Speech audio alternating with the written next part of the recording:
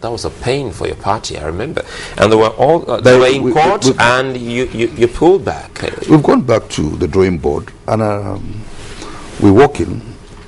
We're learning from our mistakes, and I know the next election we're going to grab the ones we want to maintain the ones we have now.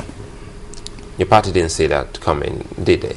Well, the only thing that is constant is change. That's it. Are you, as a party man, angry or so vexed with those who were in charge of your of the affairs of Edo State under your party in the times past? Because what the people said concerning that election is about what is seen as believing. It was very empirical in the whole process. The truth is this. The truth is this. Mistakes have been done in the past. I don't want to call names, but we all knew what happened. When Shumale came in, we all knew what happened. So people of Edo felt they want the best, and they went for it. And I think one of the reasons why that we lost in Edo, I think we filed the wrong candidate. That candidates, I don't want to start mentioning names on there. There are candidates that if we had filed them, I think they will have made a difference. Does that send any signal to the internal democracy within the PDP? We're working. The PDP national chairman is working on internal democracy.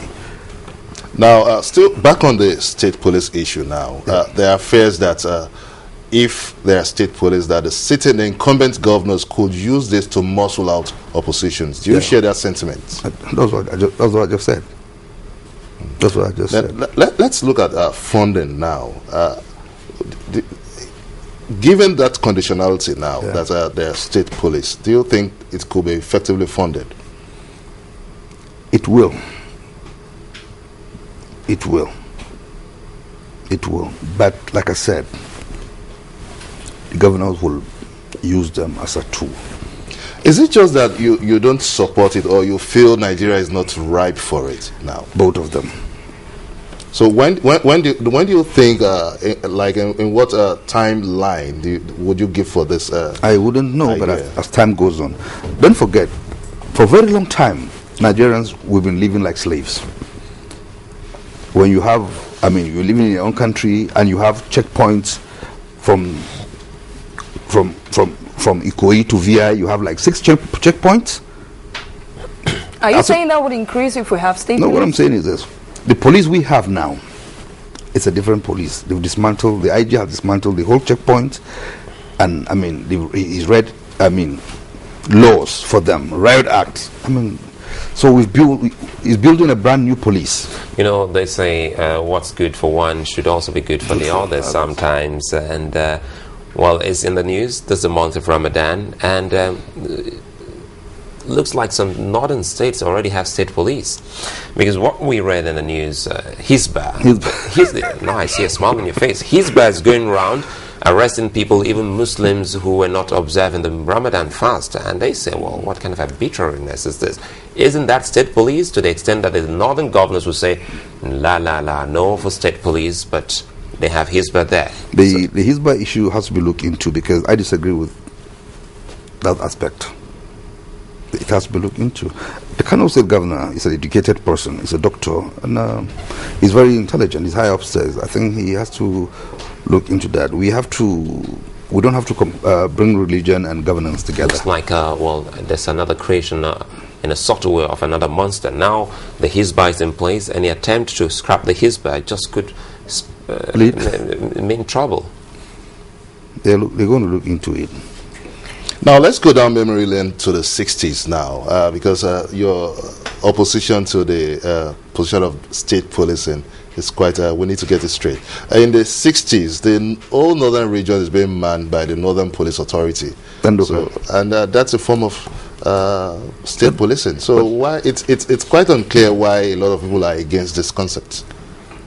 If you know the mayhem the state police did in those days, I was young, and I've got people that I'm close to. They told me history, and I wept. During that period, Mal Aminu Kano who was the leader of the Nehu, with Bello Kwaru and Gambosa Waba, they will get them arrested, beat them, use some kind of weapon. Like Gambosa Waba, she was on air before she died a couple of years ago. She did mention where they used some kind of weapon on her private parts, which was insane. But now we have a more sophisticated police force now, so that might make a difference, don't you? Doesn't it? Well, if you say so, it's like you're for the creation of the state police. No, we are just here to create a balance. Yeah. So just to set the record straight. Let's watch. Just set the ball rolling, and let's see how it goes. Let me not be a hardliner. Well, are you hopeful with the way things are playing itself out in the country? You're very hopeful? We're hopeful, definitely. Everybody, most countries and people live on hope about what keeps you alive. I'm quite sure you heard the comment from Asari Dokubo. Asari Dokubo is my personal friend, but like I said, he has a right to his own personal opinion. Such opinions, the truth is really, this. such opinions, you agree, are capable of causing a problem in the country. Well, he overreacted. But I'm going to, the truth is this. A lot of people, few people who felt that certain things went wrong and they're trying to create problem for this administration. They felt it wasn't supposed to be the way it is. But they first realized that power belongs to God. He gives whoever he wants to give. So God has given the president the leadership of this country, and we have to obey him and support him in any way we can.